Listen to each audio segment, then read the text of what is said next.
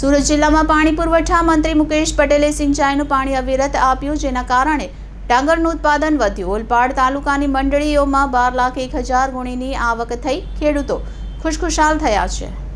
સિંચાઈ વિભાગ દ્વારા ઓલપાડ તાલુકાના ડાંગરનો પાક લેતા ખેડૂતોને જાન્યુઆરીથી મે મહિના સુધી સતત પાણી પૂરું પાડવામાં આવતા ડાંગરનું મબલક ઉત્પાદન નોંધવામાં આવ્યું છે। ગત વર્ષોની સરખામણીમાં સરેરાશ 15 થી 20% જેટલું ઉત્પાદન વધતા હાલમાં ઓલપાડ તાલુકાની વિવિધ મંડળીઓમાં 12 લાખ કરતાં વધારે ગુણ ડાંગર પિલાણ માટે પહોંચ્યું છે, જેના થકી ખેડૂતોને સરેરાશ 180 કરોડથી વધુની આવક ઉપજશે।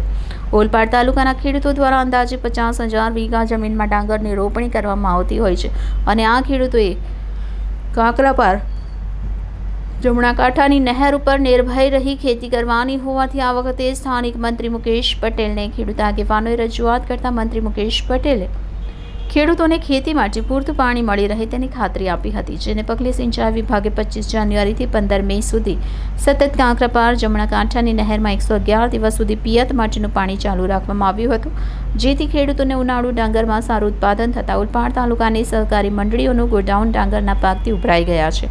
આ અંગે માહિતી આપતા શોષક મંડળીના પ્રમુખ જયેશ પટેલે જણાવ્યું હતું કે ઓલપાડ તાલુકાના ખેડૂતો દ્વારા કરવામાં આવતા ડાંગરના પાકની લગભગ 12 લાખ ગુણની આવક થઈ છે, જેમાં જોવા જઈએ તો 1 વીઘા દીઠ સરેરાશ 25 ગુણનું ઉત્પાદન થયું છે, જે પાછલા ઘણા વર્ષો બાદ સૌથી શ્રેષ્ઠ ઉત્પાદન કહી શકાય તેમ છે।